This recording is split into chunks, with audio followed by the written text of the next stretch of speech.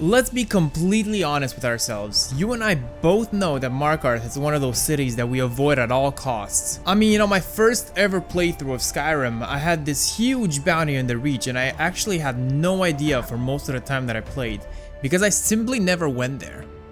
But today, all of that is about to change as I will help you transform the city of Dwarves from an annoying fortress to an absolute marvel of dwarven architecture that takes advantage of the amazing landscape of the mountain that it was built on. So buckle up and get your snacks, and also get ready to like this video once you get to watch it more, because you will eventually like it.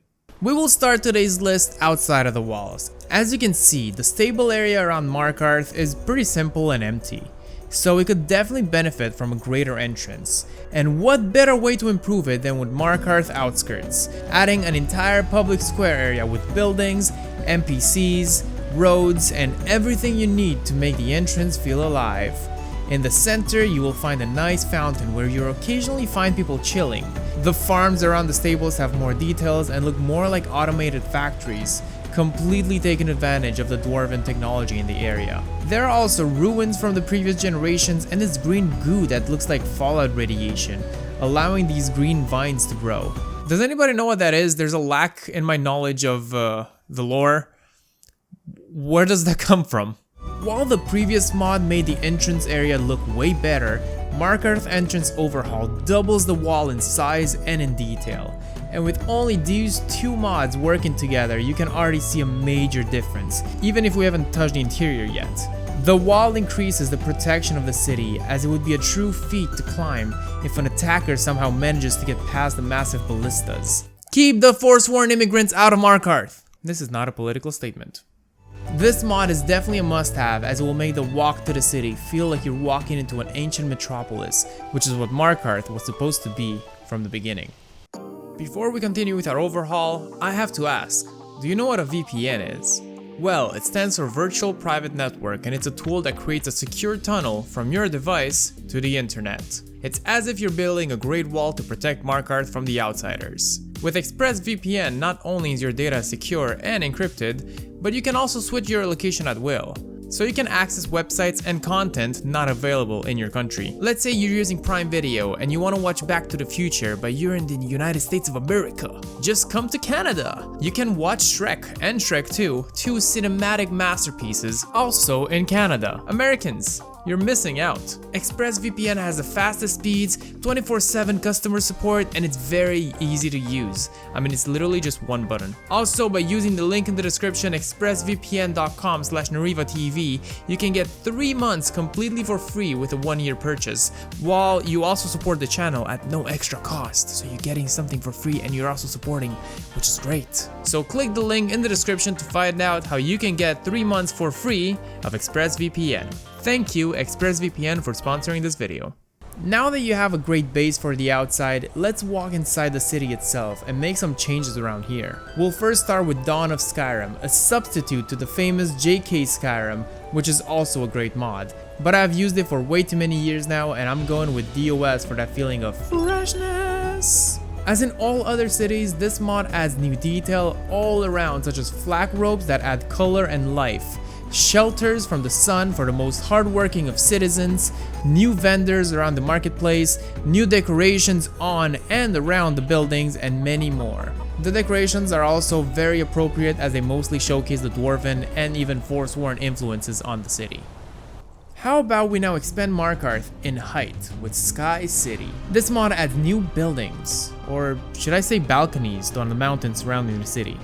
As Dwemer civilization resided mostly underground, it just makes sense that they wouldn't want to expand so much on the surface. So they took the mountain they were on and built inside it, going as high as they could, giving non-Dwemer people such as us a feeling of vertigo that can only be achieved in this city. Now that we have more buildings in the city, let's increase the wow factor with some trees.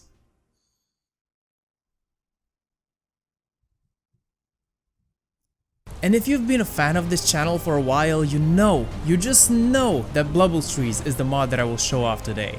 These trees are very tall, barren, and somewhat spooky, which is perfect for the flora around the Reach, as it's a mountainous and cold area, filled with tensions of war from the Forsworn threat, which makes the trees accentuate that uneasy feeling that the Reach gives off. In addition to everything, no, we are not done yet, I would also like to include Spaghetti City's Markarth, another banger to the Spaghetti City series. And yes, these are fettuccine, I just didn't want to open a spaghetti pack just for this joke. This mod adds more flag ropes, which I absolutely love, adding more colors, more ruins, showing that the city is not in the state that the Dwemer were keeping it in, because humans are incompetent and inconsiderate. Now, this is a political statement. It also adds more pipes around the city, and overall it gives the city way more of that dwarven identity that it strives to have. With all these mods we talked about today, I 100% believe that we have an amazing city here that you should really be excited to play in now. But we're still not done, as we have some textures to improve, and my mod of choice for that is MRF's Markarth, as it makes the city feel a bit more rough and older, making all the creases stand out and even adding some mold here and there. I really love the environmental storytelling aspects that games like Skyrim have, and even details such as textures can say so much. In this case, it shows that the city is old and not very well maintained as when the dwarves were living here. The political climate, the high crime rate, and work conditions also have a big toll on the city and its citizens, and you can truly feel it now. We managed to make Markarth feel big and lived in, but that doesn't make it a happy city, and it's never something I intended to achieve. Now that you all cried at my speech there, wipe your tears off and like this video, because let's be honest, you're enjoying it a lot if you're still watching, and we still have a few more mods to look at because we're not done yet. As always, I cannot praise the JK's Interior series. All the interiors have a somewhat cold/prison feel to them in vanilla, and these mods fix that by adding a lot of details and clutter. Let's start with the Hag's Cure, now being a lit up place filled with colors from all the ingredients on display.